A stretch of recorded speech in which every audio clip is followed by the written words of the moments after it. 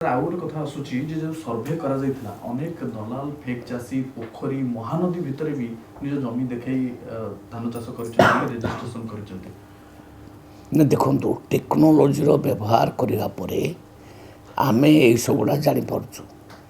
Science and ଟେକ୍ନୋଲୋଜିର ମଧ୍ୟ ମୁଁ ବିଭାଗର ଦାୟିତ୍ୱରେ ଅଛି। ଆମର ଗୋଟେ ଓଡ୍ସାକ୍ ବୋଲି ଡିପାର୍ଟମେଣ୍ଟ ଅଛି ଯେ ସାଟେଲାଇଟ୍ ମାଧ୍ୟମରେ ସବୁ ପିକ୍ଚର ନେଇଯାଉଛି। ସେ ପିକ୍ଚର ନେଲାରୁ ଜଣାପଡ଼ୁଛି, କ୍ଲିଅର ଜଣାପଡ଼ିଯାଉଛି ଯେ ଏଇଟା ରାସ୍ତା, ଏଇଟା ନଦୀ, ଏଇଟା ପୋଖରୀ, ଏଇଟା ରେଜିଷ୍ଟ୍ରେସନ ହେଇଛି। ତେଣୁ ଆମେ ଯେଉଁମାନେ ଫ୍ରଡ୍ ଚାଷୀ ବା ଯେଉଁମାନେ ଚାଷୀ ତ କୁହାଯିବନି, ଫ୍ରଡ୍ ବୋଲି କୁହାଯିବ, ସେଇ ବ୍ୟକ୍ତିମାନଙ୍କୁ ଆମେ ଦେଇଛୁ ନୋଟିସ୍ ଯେ ଏଇଭଳି ସେମାନେ କାହିଁକି ରେଜିଷ୍ଟ୍ରେସନ କରିଛନ୍ତି।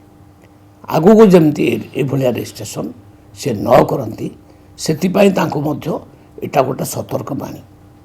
ଆଉ ଯେମିତି ଫଲ୍ସ ରେଜିଷ୍ଟ୍ରେସନ ନହେବ ସେଥିପାଇଁ ମଧ୍ୟ ସରକାର ସତର୍କ ଅଛନ୍ତି। ନାଇଁ ଆମେ ଆକ୍ସନ୍ ମାଇଣ୍ଡେଡ୍ କାହିଁ ହେବା। ଦେଖନ୍ତୁ ଆଜ୍ଞା, ଯେତେବେଳେ E-KYC ଲାଗୁ ହେଲା ସେତେବେଳେ ଆମେ ଦେଖିଲୁ 7 ଲକ୍ଷ ଲୋକ ସ୍ୱର୍ଗବାସୀ ହେଲା ପରେ ବି ତାଙ୍କ ନାଁରେ ଚାଉଳ ଯାଉଥିଲା।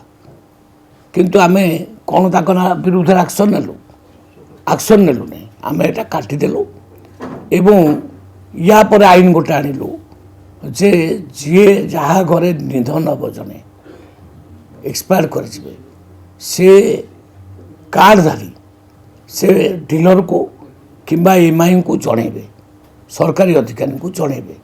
ଯଦି ନ ଜଣେଇକିରି ଚାଉଳ ଉଠାନ୍ତି ତାହେଲେ ତାଙ୍କ ବିରୁଦ୍ଧରେ ଆଗାମୀ ଦିନରେ ଆକ୍ସନ୍ ନିଆଯିବ।